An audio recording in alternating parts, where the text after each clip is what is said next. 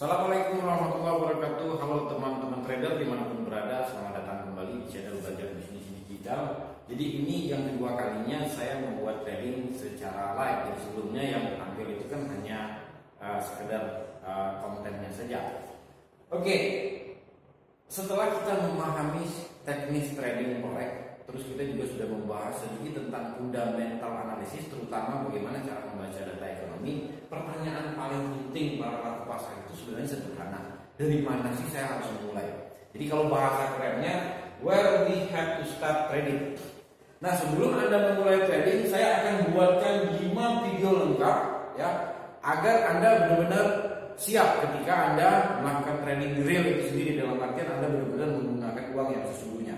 Nah, pertama, mungkin Anda pernah mendengar ada orang yang trading 100 juta habis, 200 juta habis. Kenapa? Padahal ilmunya banyak.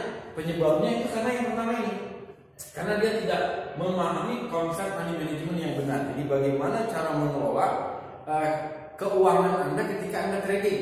Jadi ini yang akan saya bahas lebih detail di video kali ini. Nah, yang kedua, saya akan buatkan juga bagaimana cara membaca pergerakan harga, minimal basicnya.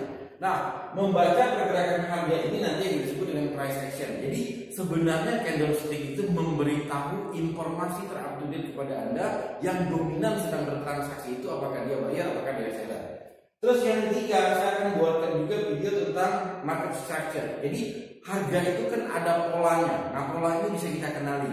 Jadi ini saya akan buatkan dalam video yang sedikit lebih banyak, mungkin ada 1-2 video. Nah, yang ketiga, yang keempat, saya juga akan buatkan dalam satu video bagaimana cara menentukan area support dan resisten sesuai dengan time frame yang kita pilih. Karena apa? Support dan resisten itu tidak angka. Jadi support dan resisten itu adalah zona, area. Nah, yang terakhir, saya juga akan ajarkan kepada Anda bagaimana cara membuat trading plan yang benar.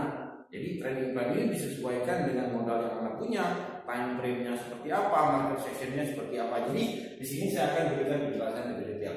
Oke, ini sekedar opening. Nah, untuk lebih detailnya kita akan langsung bahas apa itu money management. Oke, teman-teman trader dimanapun berada, jadi kalau definisi sederhananya money management itu adalah bagaimana cara Anda mengelola dana Anda ketika Anda trading forex. Jadi jangan sampai Anda invest 10 juta, 100 juta, 200 juta jadi habis. Oke. Nah, ada 4 poin yang paling penting Anda perhatikan ketika Anda berbicara tentang money management. Nah, yang pertama, Anda harus perhatikan initial margin dan margin add-nya. Jadi, apa itu initial margin? Nanti saya akan jelaskan lebih detail. Nah, yang kedua, Anda juga harus tahu nih, ya besarnya risiko yang siap Anda tanggung setiap kali Anda transaksi. Jadi, kalau Anda tidak siap, ya jangan lakukan. Nah, yang ketiga, ini maksimum drawdown. Jadi maksimum drawdown ini erat nanti kaitannya dengan yang namanya margin add. Nah, yang terakhir, risk to reward rasionya. Jadi perbandingan antara risiko dengan keuntungannya itu tidak boleh 1:1. Karena jujur-jujuran saja ketika Anda menggunakan stop loss Anda ini jauh lebih banyak kenanya dibandingkan tidaknya. Karena itu perbandingannya harus lebih besar. Jadi minimal 1:2 atau 1:3. Nah, sekarang kita perjelas ya masing-masing poin ini dengan contoh secara langsung. Sekarang saya akan perjelas apa sih yang dimaksud dengan margin add, apa yang dimaksud dengan initial margin dan margin add. Jadi di sini saya mencontohkan ada 2 investor, misalnya investor A investasinya sebesar 1.000 dolar. Nah, sementara ada juga investor B yang investasinya sama 1.000 dolar.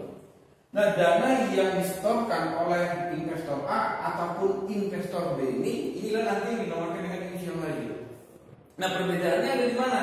Misal si A dia hanya memiliki dana 10 juta saja. Dalam artian tidak ada dana lain yang bisa dia transaksikan. Tapi kalau investor B selain dia memiliki initial margin sebesar 1.000 dolar atau 10 juta, dia masih memiliki margin add. Jadi margin add ini adalah dana cadangan atau dana nganggur yang siap dia top up-kan ketika initial marginnya bermasalah. Jadi misal dia memiliki cadangan 10.000 dolar, ya 20.000 dolar atau lebih. Perbedaan mendasar antara investor A dan investor B ini secara mentalitas dan strategi tradingnya pasti berbeda. Nah, sekarang strategi trading seperti apa yang paling cocok buat kedua investor ini? Oke teman-teman trader, buat Anda yang investasinya hanya $1.000, apalagi di bawah itu, ya, jadi ada aturan main yang tidak boleh Anda langgar. Karena apa? Ketika Anda melanggar aturan main ini, maka Anda siap-siap saja uang Anda habis. Kenapa saya berbicara seperti itu? Oke, saya kasih hitung-hitungannya begini. Ketika Anda trading forex, anggaplah misalnya Anda tradingnya di mata uang euro yang dipasangkan dengan US dollar. Setiap kali Anda transaksi satu lot, itu kan nilai satu pipnya itu kan sama dengan $10. Oke, satu pipnya sama dengan $10. So, saya contohkan begini. Misal, ketika harga euro, 1 euronya sama dengan 1,50. Oke, ketika Anda melakukan transaksi beli satu lot, ya, dan ini harganya turun, dan misalnya ke 1,1050. Oke, di sini kan Anda minusnya berapa? Minusnya sama dengan 100 pip, ya. Jadi teman-teman coba perhatikan baik-baik penghitungan ini. Jadi kalau Anda minus 100 pip dikalikan nilai per 1 pip ini berapa? $10 kan? Ini Anda minusnya berapa? $1.000. Artinya apa? Investasi Anda ini amsyong. Ya, amsyong kalau bahasa lainnya dan Anda habis.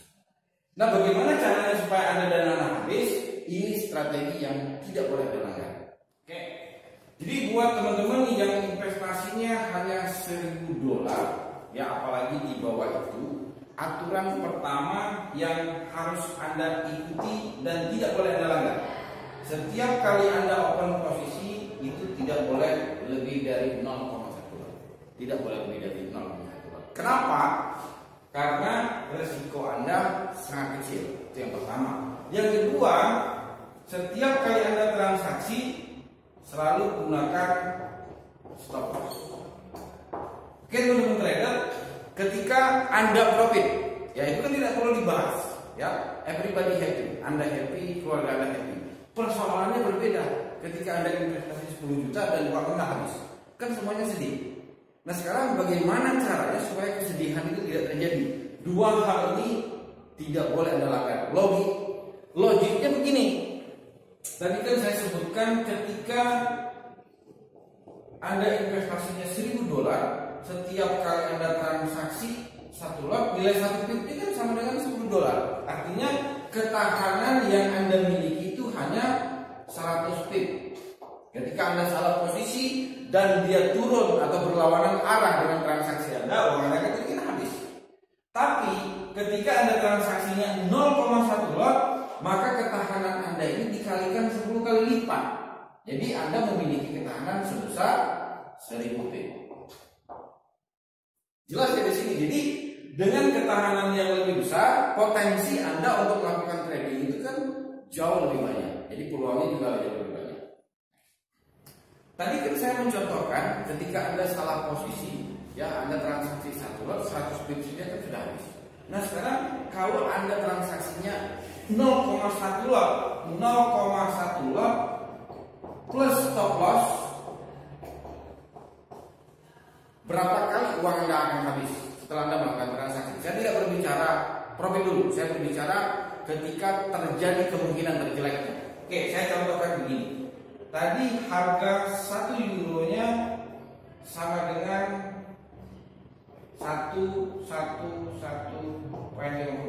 Oke, Anda transaksi beli 0,1 lot. Nah, di saat bersamaan, ya, Anda menggunakan stop loss nih di 10. Anda menggunakan stop loss di 1,00. Artinya stop loss Anda 50 pip. Oke? Artinya setiap kali Anda rugi kan 50 pip di sini. Nah, sekarang coba kita hitung. Tadi kan dengan investasi $1.000, Anda punya ketahanan berapa? 1.000 pip. Nah, ya.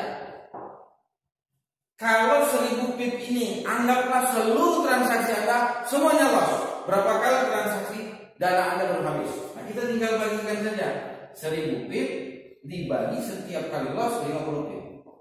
Jadi kalau kita coret-coret 100 dibagi 5, uang Anda baru habis itu kalau Anda transaksinya 20 kali. Jadi Anda transaksi loss selama 20 kali, duit Anda baru habis.